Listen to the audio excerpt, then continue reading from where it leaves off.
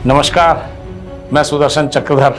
आज हम बात करेंगे भारत पर दस्तक दे रहे उस जल संकट की जिसके आने से 60 करोड़ भारतीय प्रभावित होंगे, महाराष्ट्र और राजस्थान पर जिसका सर्वाधिक असर होगा और भारतीय अर्थव्यवस्था का भी बड़ा नुकसान होगा। आइए जानते हैं कैसे। कहा जाता है कि जल ही जीवन है और जल है तो कल है, मगर जब कल को जल ही नहीं रहेगा तो जीवन कैसे बचेगा।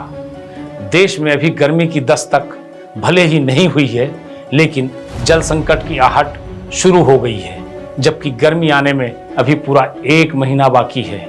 मौसम विज्ञानियों को आशंका है कि देश के कई राज्यों में गर्मी में भयंकर जल संकट हो सकता है। मौसम विभाग के अनुसार जलवायु परिवर्तन की वजह से मानसून कमजोर होने के कारण दक्षिण भारत के राज्यों के साथ ही दिल्ली, मध्य प्रदेश, छत्तीसगढ़, राजस्थान, महाराष्ट्र में जल संकट का सबसे अधिक असर पड़ेगा।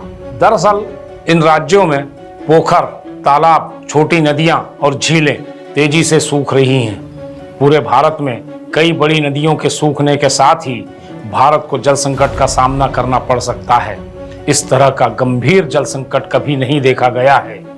यूं भी भारत में दुनिया की आबादी का 18% हिस्सा है, जबकि देश के पास सिर्फ 4% ही जल संसाधन हैं। ये भारत को दुनिया में सबसे ज्यादा पानी की कमी वाले देशों में से एक बनाता है।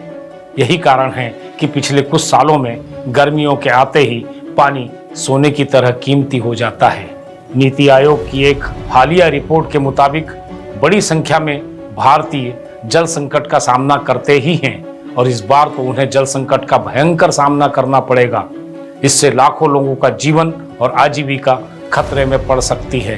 फिलहाल 60 करोड़ भारतीयों पर गंभीर जल संकट मंडरा रहा है और पानी की कमी और उस तक पहुंचने में आने वाली मुश्किलों की वजह से हर साल लगभग 2 लाख लोगों की मौत हो जाती है।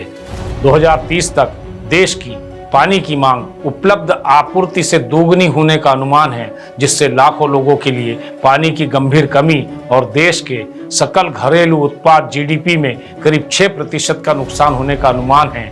वैसे भी तत्कालीन केंद्रीय पर्यावरण मंत्री मेनका गांधी कह चुकी हैं कि अगला विश्व युद्ध पानी के लिए होगा, तो क्या वह समय अब करीब आ रहा है? इस सवाल पर हर किसी को सोचना जरूरी है। बता दें कि पानी का सबसे ज्यादा उपभोग करने वाले देशों में भारत भी शामिल है। यहाँ हर साल 40,000 करोड़ क्यूबिक मीटर से भी ज्यादा पानी का उपभोग होता है। एक्वाडक्ट वाटर रिस्क एटलस की रिपोर्ट में भी जल संकट का सबसे ज्यादा सामना कर रहे 17 देशों की लिस्ट में भारत 13वें स्थान पर है, जो देश में बढ़ते जल संकट को दर्शाता है। वैज्ञानिकों का अनुमान है कि नाइट्रोजन प्रदूषण और बढ़ते दबाव के चलते कई शहरों में या तो पीने के लिए पर्याप्त पानी नहीं होगा, और यदि होगा तो वो इतना दूषित होगा कि इंसानों और दूसरे जीवों के उपभोग के लायक भी नहीं रहेगा। इसका मतलब है कि पानी की कमी और उसकी गुणवत्ता में आती गिरावट से वैश्विक स्तर पर 680 से 780 करोड़ लोग प्रभावित हो सकते हैं, जो पिछले अनुमान से करीब 300 करोड़ ज़्यादा है। अब बेंगलुरु की ही मिसाल लीजिए। इंडियन इंस्टीट्यूट ऑफ साइंसेस की स्टडी के मुताबिक एक समय था जब बेंगलुरु को मॉडरेट जलवायु के कारण बगीचों का शहर और पेंशन वालों का स्वर्ग कहते थे, लेकिन पिछले 40 सालों से बेंगलुरु ने अपना 79% जलाशय और 88% ग्रीन कवर को खो दिया है। यहाँ इमारतों की संख्या 11 गुना तेजी से बढ़ी है, इसलिए बेंगलुरु अब शहरी खंडहर बनता जा रहा है। पेड़ों की कटाई और इमारतों की बढ़ती संख्या की वजह से भी इस महानगर के भूजल में तेजी से गिरावट आई है। बारिश का पानी जो पहले जमीन के नीचे टिकता था, अब वैसा नहीं है।